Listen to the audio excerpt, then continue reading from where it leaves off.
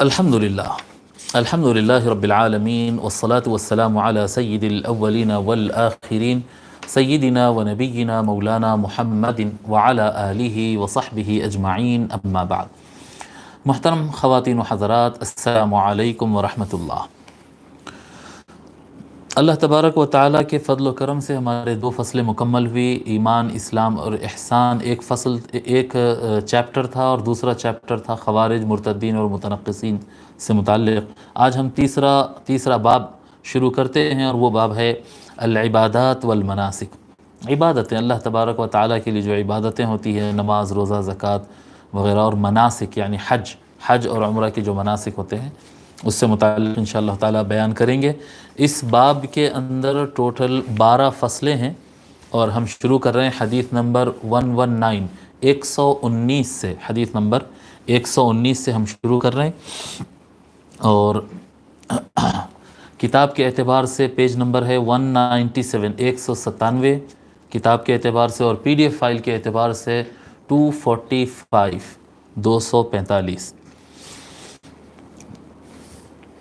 ویسے تو اسلام میں عبادت بہت وسیع مفہوم رکھتا ہے۔ اسلام میں عبادت یعنی دین کے اعتبار سے اگر ہم عبادت اگر سوچیں گے تو انسان کا ہر وہ ایکٹ جو انسان عمل کرتا ہو اللہ کے خاطر، وہ عبادت کہلائے گا، اور ہر وہ کام جو اللہ تعالیٰ کی مرضی کے خلاف کرے گا وہ گناہ کہلائے گا اور معصیت کہلائے گا۔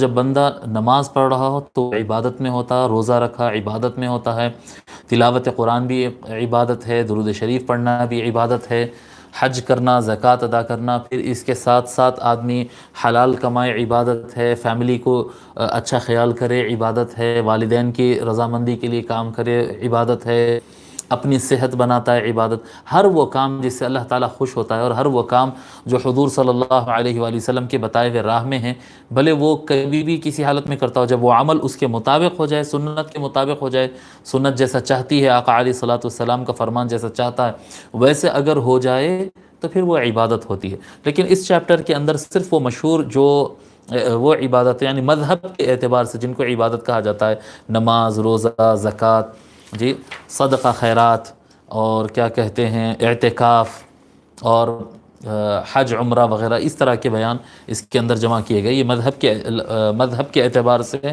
یہ عبادت ہے، کل دین کے اعتبار سے مراد نہیں ہے یہاں پر۔